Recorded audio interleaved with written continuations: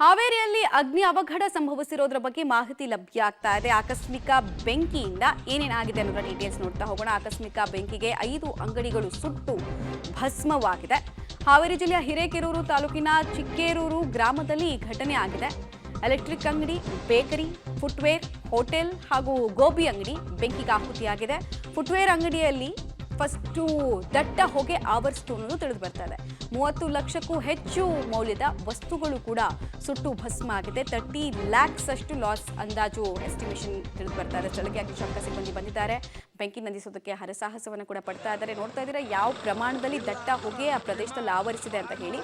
5 ಅಂಗಡಿಗಳು ಬೆಂಕಿಗೆ ತುತ್ತಾಗಿದೆ ಅಂತ ಹೇಳಿದ್ರೆ ಡ್ಯಾಮೇಜ್ನ ಪ್ರಮಾಣ ನಾವು ಅಂದಾಜು ಮಾಡ್ಬೋದು. ಇನ್ನೂ ಬೆಂಕಿ ನಂದಿಸೋದಕ್ಕೆ ಹರಸಾಹಸವನ್ನು ಪಡ್ತಾ ಇದ್ದಾರೆ ಅಗ್ನಿಶಾಮಕ ಸಿಬ್ಬಂದಿಗಳು. ಈಗಾಗಲೇ 5ಕ್ಕೂ ಹೆಚ್ಚು ಅಗ್ನಿಶಾಮಕ ಸಿಬ್ಬಂದಿಗಳ ವಾಹನ ಕೂಡ ಬಂದಿದೆ. ಮತ್ತು ಎಲೆಕ್ಟ್ರಿಕ್ ಅಂಗಡಿ ಕೂಡ ಅಲ್ಲಿ ಬೆಂಕಿಗೆ ತುತ್ತಾಗಿರೋದ್ರಿಂದ ಸಹಜವಾಗಿ ರಿಯಾಕ್ಷನ್ಸ್ ಇನ್ನೂ ಜೋರಾಗಿರುತ್ತೆ. ಬೇಕರಿ, ಎಲೆಕ್ಟ್ರಿಕ್ ಅಂಗಡಿ ಸೇರಿದಂತೆ ಫುಟ್ವೇರ್ ಶಾಪ್ ಸೇರಿದಂತೆ ಅನೇಕ ಶಾಪ್ಗಳಿಗೆ ಬೆಂಕಿ ತಗುಲಿದೆ. 30 ಲಕ್ಷಕ್ಕೂ ಹೆಚ್ಚು ನಷ್ಟ ಆಗಿರುವುದು ತಿಳಿದು ಬರ್ತಾ ಇದೆ.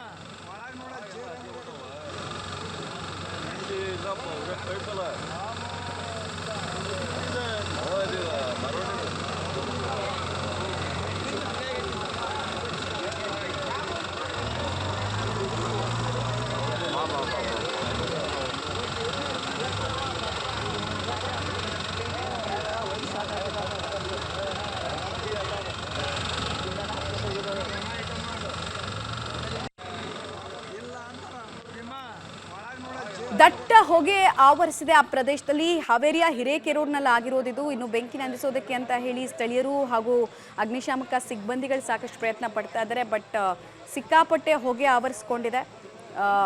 ತಿಕ್ಕಾಗಿದೆ ಆ ಹೊಗೆ ಕೂಡ, ಅದನ್ನು ಗಮನಿಸ್ತಾ ಇದ್ದೀರಾ. ಸುತ್ತಮುತ್ತ ಏರಿಯಾದ ಜನರಿಗೂ ಕೂಡ ಬಹಳ ಸಮಸ್ಯೆಗಳು ಇದೆ. ಹೊಗೆಯ ಕಾರಣಕ್ಕೂ ಕೂಡ ಆಗಿರುತ್ತೆ. ಉಸಿರಾಟದ ಸಮಸ್ಯೆ ಕೂಡ ಆಗುತ್ತೆ ಇಂಥ ಸಂದರ್ಭದಲ್ಲಿ.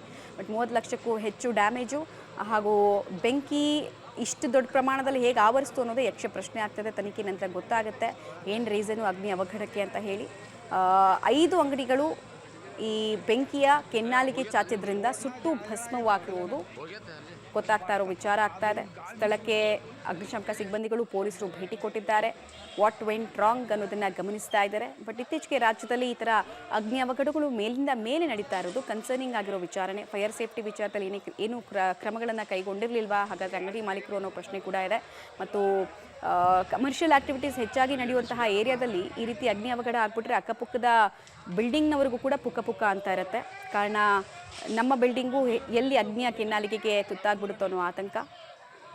30 ಲಕ್ಷಕ್ಕೂ ಹೆಚ್ಚು ಲಾಸ್ ಅಂತ ಹೇಳಿದ್ರೆ ಬಹಳ ದೊಡ್ಡ ಪ್ರಮಾಣದಲ್ಲಿ ಅಗ್ನಿ ಅವಘಡ ಆಗಿದೆ.